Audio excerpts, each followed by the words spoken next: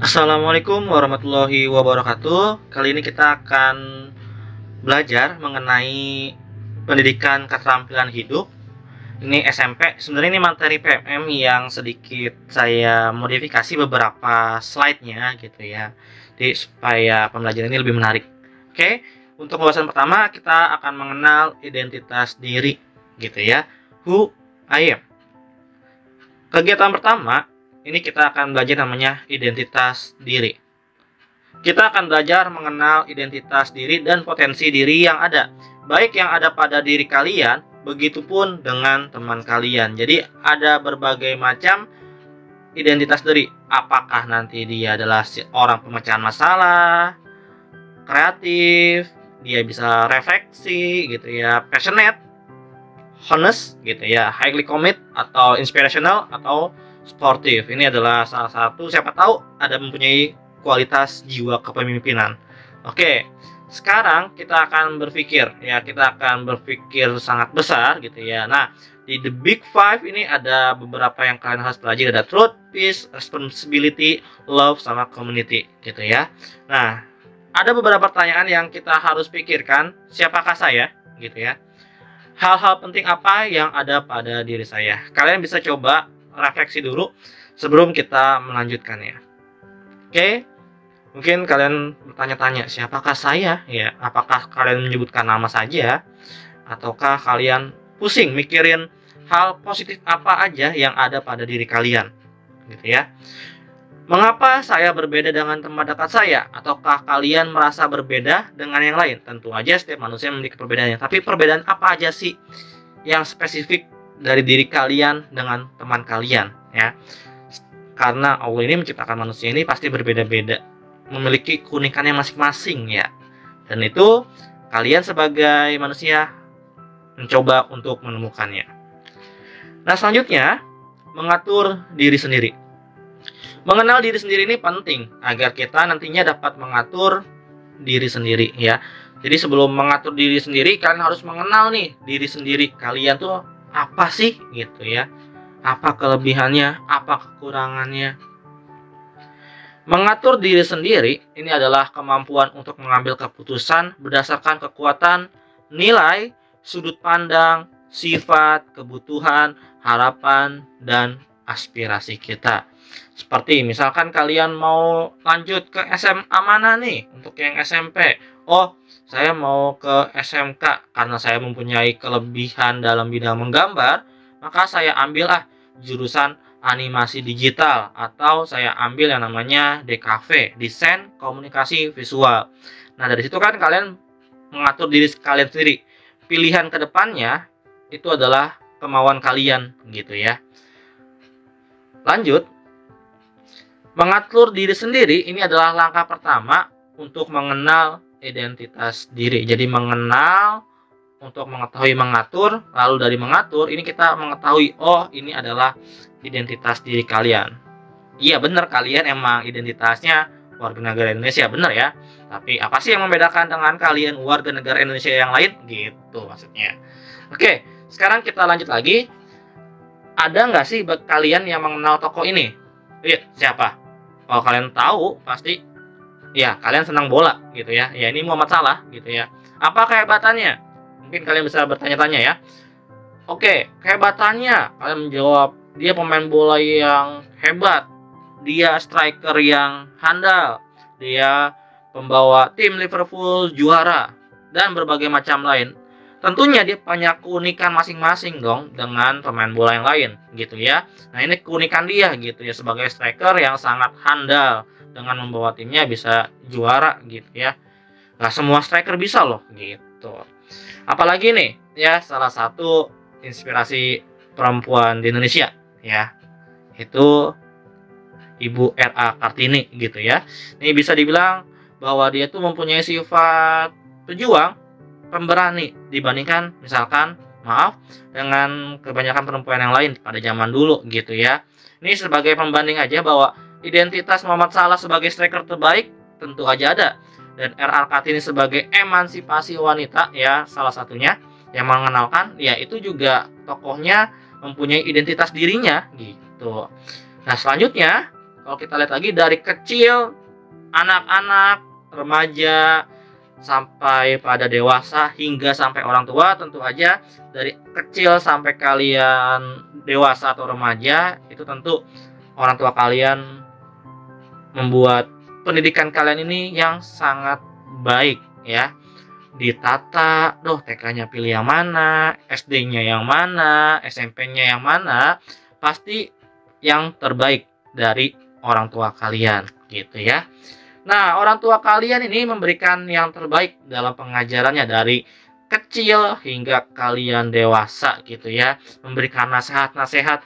Nah, mungkin aja nasihat-nasihat yang selama dari kecil sampai sekarang gitu ya, itu kalian kurang ingat, mungkin aja kurang berkenan dalam otak kalian gitu ya. Saat kalian kesal menerima nasihat, kan itu beda lagi, akan cepat lupa.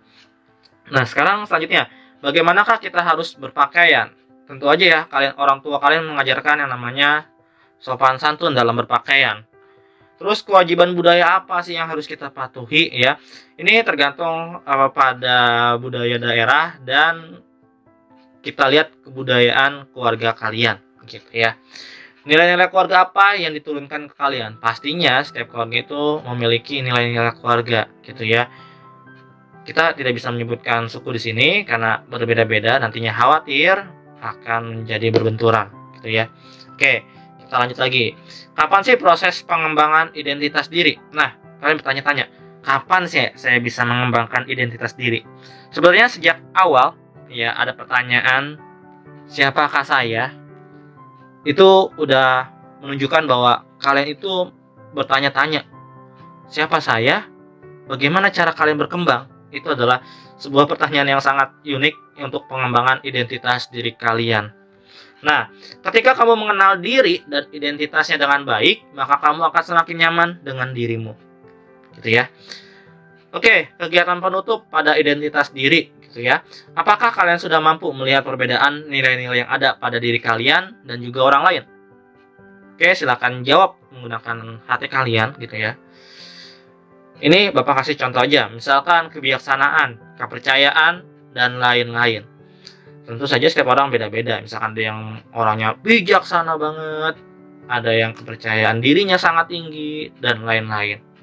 Oke, coba kalian dengan sendiri angkat tangan menyebutkan perbedaan nilai-nilai yang ada pada diri kalian dengan orang lain gitu ya. Kalian percaya aja. Oke, selanjutnya perbedaan. Menghargai perbedaan adalah ketika kita memperlakukan semua orang secara setara dengan rasa saling menghargai terlepas dari perbedaan-perbedaan yang kita miliki. Kita lanjut ke kegiatan kedua, yaitu ekspresi diri. Perasaan kita berbeda dengan pikiran kita, ya. Apa sih maksudnya kok perasaan kita berbeda dengan pikiran kita gitu ya? Pikiran kita ini menggambarkan apa yang kita pikirkan tentang situasi, sedangkan perasaan kita ini menggambarkan bagaimana kita merasakan sesuatu. Ya, misalkan pikiran kita ini, kayaknya saya harus nyontek nih. Tapi perasaan kita, gak enak nyontek. Berbohong ini namanya tindakannya yang gak baik pula.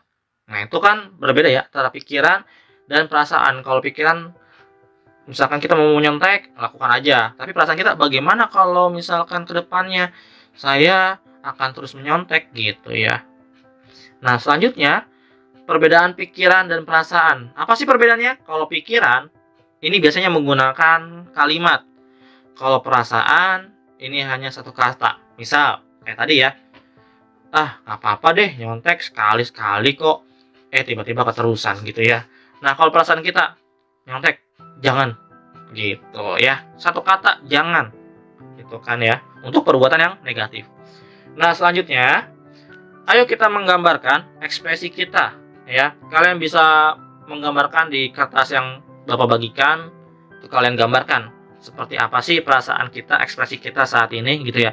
Apakah senang, apakah sedih, ataukah hanya bisa tersenyum, baik tersenyum lebar ataupun yang kebalik tuh kalau dia emoticon WhatsApp ya. Tuh kalian coba gambarkan. Oke, sekarang kita lanjut lagi. Kita buat yang namanya segitiga perasaan. Ya, apa sih segitiga perasaan? Ini kita andaikan ada di situasi. Misalkan nilai PAS lagi buruk nih, gitu ya. Perasaannya gimana? Ya tentu aja sedih yang namanya perasaan buruk gitu ya. Entah kalau perasaan lagi situasi nilainya pas buruk, tiba-tiba perasaannya senang, wah, aneh sangat ya. Misalkan pikiran kita kenapa nih? Aduh, baik buruk itu sudah biasa gitu ya. Nah, tapi kalau misalkan kita hanya sampai saat pikiran doang, apakah kita nggak ada perbaikan? Tentu harus ada perbaikan, ya. Yang namanya tindakan, gitu ya. Tindakan, misalkan, ya udah hari ini buruk, kedepannya akan menjadi lebih baik lagi, gitu ya. Itu namanya tindakan, ada pikiran, perasaan, dan situasinya. Jadi ini tiga-tiganya saling terhubung, gitu ya. Sekarang, ayo kita buat segitiga perasaan kalian, yang dimana segitiganya ini situasinya adalah melihat teman kalian dirundung atau dibully tanpa alasan yang jelas. Nah, perasaannya seperti apa sih kalian? Pikiran kalian tuh apa aja yang akan kalian nantinya buat tindakan, dan tindakannya apa yang harus kalian lakukan, gitu ya. Nah, ini silakan kalian coba dan presentasikan ke depan, gitu ya. Ayo, coba aja 5 menit dulu. Oke. Selanjutnya, ini ada kutipan yang menarik. Apapun perasaan yang kita rasakan, baik yang sifatnya positif maupun negatif, sedapat mungkin kita ungkapkan dengan cara yang positif pula. Misalkan kayak tadi ya, kalau nilai pas kalian buruk, oh, nilai baik dan buruk itu dalam pikiran kita hal yang biasa. Akan tetapi, gitu ya, saya akan mengatakan bahwa hari ini emang buruk, tapi kedepannya saya pasti akan lebih baik lagi, gitu. Itu penyampaiannya positif saat ketika nilai kalian lagi negatif, buruk gitu ya. Nah, kenapa gitu ya? Karena mengungkapkan perasaan secara positif ini akan membantu orang lain merasakan dampak yang lebih positif pula. Seperti itu. Oke, kita lanjut ke kegiatan ketiga. Ini menjalani masa pubertas gitu ya. Oke, pubertas, awal masa remaja, tubuh dan pikiran ini mengalami banyak yang namanya perubahan, ya. Kita akan berpikir bagaimana kita dapat membantu kalian menjalani pubertas dengan sehat dan bahagia. Menjalani masa pubertas dengan sehat dan bahagia, kita harus tahu dulu definisi dari pubertas. Ya, pubertas ini merupakan salah satu tahap perkembangan manusia yang ditandai dengan adanya perubahan fisik, emosi, dan perilaku. Perempuan biasanya masa pubertasnya itu dari 10 sampai 15 tahun. Laki-laki itu dari usia 12 sampai 16 tahun. Dari sini aja kita sudah melihat perbedaannya ya.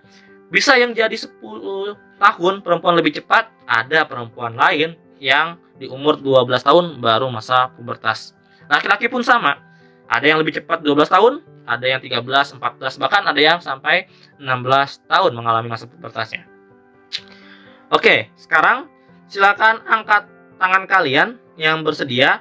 Perubahan apa yang kamu alami atau rasakan ketika memasuki masa pubertas, gitu ya. Kita akan melakukan permainan, sebuah permainan pertama pubertas, gitu ya. Silakan 5 siswa bisa maju ke depan, yaitu 2 perempuan, 3 laki-laki. Oke. Peraturannya, jika pubertas ini dilakukan oleh perempuan, kalian bisa melangkahkan kaki ke kanan. Ya, untuk semuanya ya, laki-laki perempuan. Jika pubertas ini dilakukan oleh laki-laki, kalian bisa melangkahkan kaki ke kiri. 1 langkah kaki aja. Jika pubertas ini dilakukan oleh laki-laki dan perempuan, kalian harus diam di tempat. Nah, selanjutnya, pertanyaan yang pertama. Suara terasa berat dan dalam. Ya, ini masa atau perubahan sifat dari pubertas laki-laki, ya. Pertanyaan kedua, timbul jerawat di wajah dan di punggung. Apa jawabannya? Ya, keduanya. Maka kalian harus diam di tempat. Pertanyaan ketiga, ada ketertarikan kepada lawan jenis. Jawabannya? Ya, betul. Kalian harus berada diam di tempat karena laki-laki dan perempuan mengalami masa pubertas ini, gitu ya. Nah, selanjutnya pertanyaan keempat, mengalami menstruasi. Ya, ini adalah perempuan, maka kalian harus melangkahkan kaki ke sebelah kanan. Pertanyaan kelima adalah mengalami ejakulasi atau mimpi basah, gitu ya. Nah, ini dialami oleh, ya betul, di kiri yaitu laki-laki gitu ya. Pertanyaan keenam yang terakhir adalah tumbuhnya buah dada. Nah, ini jawabannya adalah ya, ini terjadi pada perempuan. Maka langkah kalian adalah harus ke sebelah kanan gitu ya. Nah, dari situ kalian udah mengalami pembelajaran ya. Jadi udah tahu nih pubertas pada laki dan perempuan dan bahkan keduanya. Dialami oleh remaja laki-laki dan perempuan itu adalah hal yang wajar ya. Jadi jangan khawatir untuk kalian saat mengalami masa pubertas. Jangan saling mengejek karena kalian semua akan mengalaminya cepat atau lambat. Ada yang tadi perempuan 10 tahun, bahkan bisa jadi ada laki-laki yang telat sampai 16 tahun. Tapi yang untuk 16 tahun jangan ngeledek nih, laki-laki yang masa pubertasnya 14 tahun gitu ya. Atau yang 12 tahun lebih cepat. Nah, selanjutnya kalau kita lihat lagi, kita akan mencoba melakukan permainan kedua ya. Silakan kalian maju untuk 3 laki-laki dan 3 perempuan. Silakan berpasangan dan berhadapan. Silakan duduk dan hadap berpasangan. Silakan tukar sepatu kalian. Yang kanan deh, kalian kepada teman di depan kalian. Ya, jadi tukar nih antara laki dan perempuan. Oke, cobalah melangkah dan berjalan menggunakan sepatu. Mungkin kalau yang ukurannya tinggi sama ya, sepatu laki-laki itu lebih besar dibandingkan dengan sepatu perempuan. Dan yang perempuan pasti bakal kesempitan menggunakan sepatu laki-laki. Bagaimana kalau kalian disuruh melangkah gitu ya? Bagaimana rasanya? Oke, pasti rasanya tidak nyaman. Baik yang perempuan kalau berjalan lama akan kelonggaran dan memperlambat gerak kalian. Dan yang laki-laki juga karena kesempitan juga akan membuat kaki kalian cepat lecet gitu ya. Oke, itu adalah mungkin cerita perasaan kalian yang menggunakan sepatu teman kalian ya, yang berbeda jenis. Siapa yang merasa tidak nyaman menggunakan sepatu itu? Ya tentu aja yang laki-laki dan perempuan ya. Yang perempuan kelonggaran, yang laki-laki kesempitan. Nah, ada sebuah pepatah menarik. Sebelum kamu menghakimi seseorang, berjalanlah 1 mil menggunakan sepatu orang lain. Yang berarti kalau kamu ingin meledek seseorang gitu ya, cobalah kamu menjadi dia yang diledek gitu ya. Bagaimana perasaan kamu ketika itu terjadi gitu ya? Pasti nggak enak dong kalau diledek. Nah, maka dari itu kamu jangan meledek orang lain juga gitu. Nah, maknanya apa aja sih sebenarnya? Ya kita harus belajar menghargai pendapat orang lain, entah apapun itu gitu ya. Belajar juga empati dan juga memberikan sebuah dukungan ketika teman itu mengalami sebuah perubahan dalam hidupnya. Salah satunya ketika mengalami masa pubertas. Oke, jangan menghakimi orang lain gitu ya. Sebagai manusia, kita nih jangan meledek orang lain lah sebelum kita tahu bagaimana sih kalau kita diledek gitu ya. Pasti nggak enak kan perasaannya. Kegiatan keempat yaitu citra tubuh positif. Memiliki citra tubuh yang positif artinya kita menghargai dan memperhatikan tubuh kita gitu ya. Contohnya olahraga secara teratur, cukup teratur, dan makan berbagai jenis makanan yang bergizi ya. Nah, citra tubuh yang positif ini bukan berarti menggunakan penampilan kita. Ingat ya, kata kalimat tebalnya bukan berarti mengubah penampilan kita. Kita dikaruniakan keragaman. Citra tubuh yang positif itu kita akan menghargai keragaman tersebut ya. Entah itu ada yang tinggi dan kurang tinggi, ya kalian jangan saling meledek ya. Dan kalian untuk yang kurang tinggi atau yang ketinggian banget itu jangan minder. Good looking not as good ya. Good looking tidak selamanya bagus ya atau baik gitu ya. Kita lanjut ke citra tubuh yang positif. Standar manusia kebanyakan good looking itu kan biasanya berkulit terang gitu ya. Bertubuh tinggi, tidak memiliki tubuh disabilitas gitu ya. Ini adalah standar good looking lah kebanyakan pokoknya. Tapi bagaimana sih cara kita menanamkan citra tubuh yang positif gitu ya? Think myself gitu ya. Waduh, men ya. Kalian jangan melek-lek mana ya. Waduh, si itu jangan.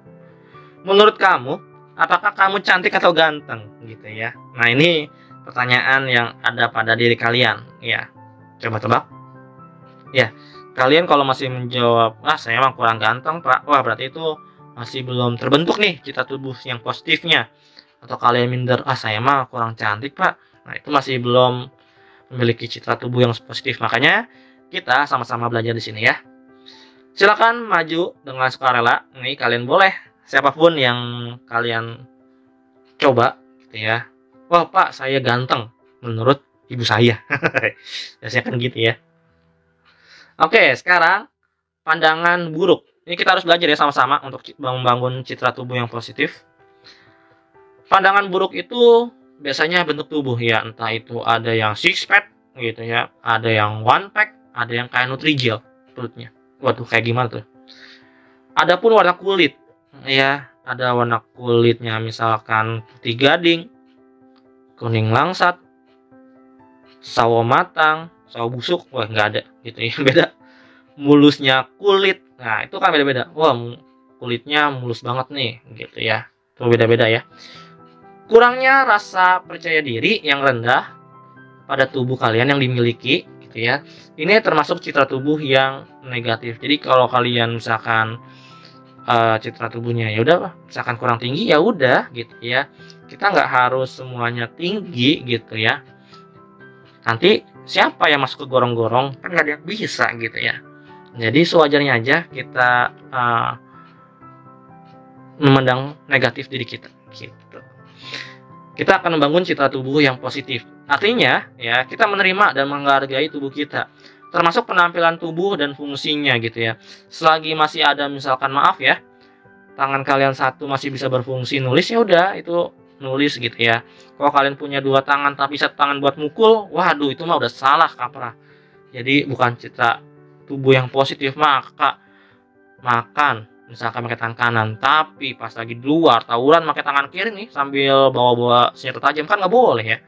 Berarti dia masih belum tahu menerima dan menghargai fungsi dari tubuhnya gitu ya. Si tangan itu, mereka bangga dan bahagia terhadap tubuhnya apapun bentuk ukuran dan penampilannya. Tapi nah nih, zaman sosial media ini kan banyak yang diumbar-umbar ya, tapi bukan berarti untuk diumbar-umbar gitu ya penampilan tubuh kalian. Oke, selanjutnya fungsi citra tubuh yang positif gitu ya. Memiliki citra tubuh yang positif berarti kita menghargai tubuh orang lain yang unik dan beragam gitu ya. Orang yang memiliki citra tubuh positif mengalami kebutuhan tubuh mereka yang unik gitu ya. Misalkan kalau kalian melihat bodybuilder gitu ya, kan dia pasti ototnya besar-besar gitu ya. Betul. Memerlukan protein yang tinggi nih. Kalau biasanya bodybuilder memerlukan protein yang tinggi, makan telur yang banyak lah. Dari situ kan unik. Kalau orang nggak suka bodybuilder, makan telur banyak mungkin agak enak gitu ya.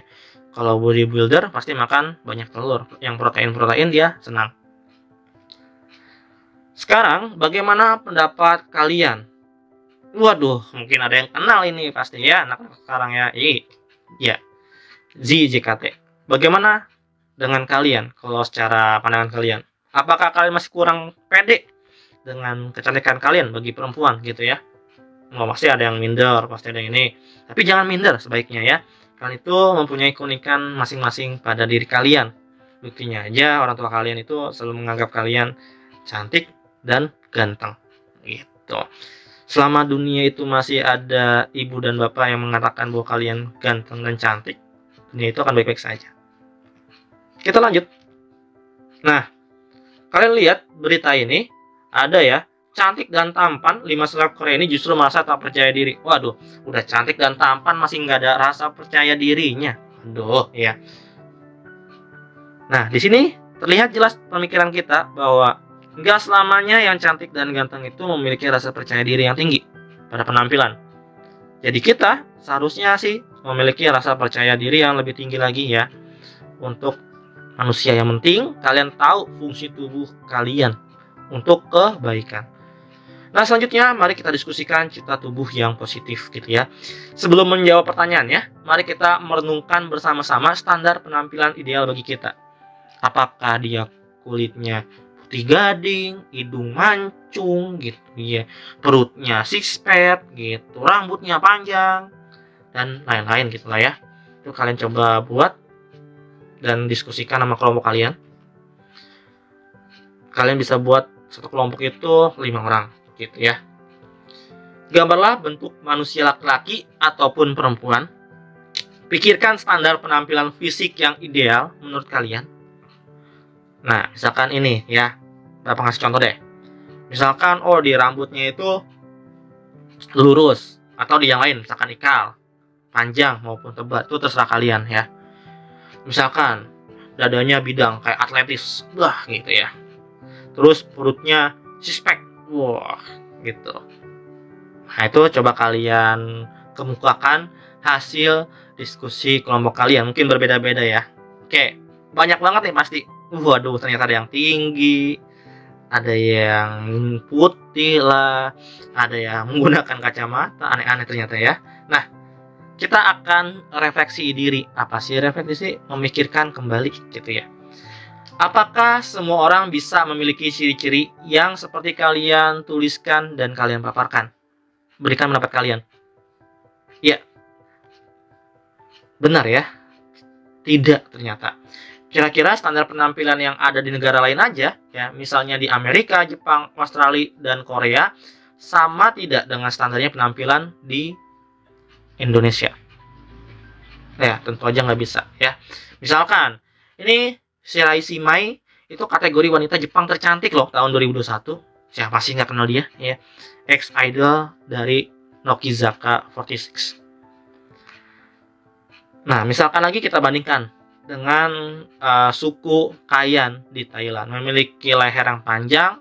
Ini merupakan standar kecantikan mereka yang sudah diterapkan dari nenek moyang. Wah, ternyata unik-unik ya standar kecantikan setiap suku maupun di negara gitu.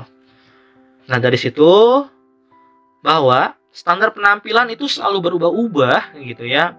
Tapi percaya diri terhadap diri sendiri ya jangan diubah ya. Ya walaupun, nah ini di gambar ada yang apa namanya yang tahu?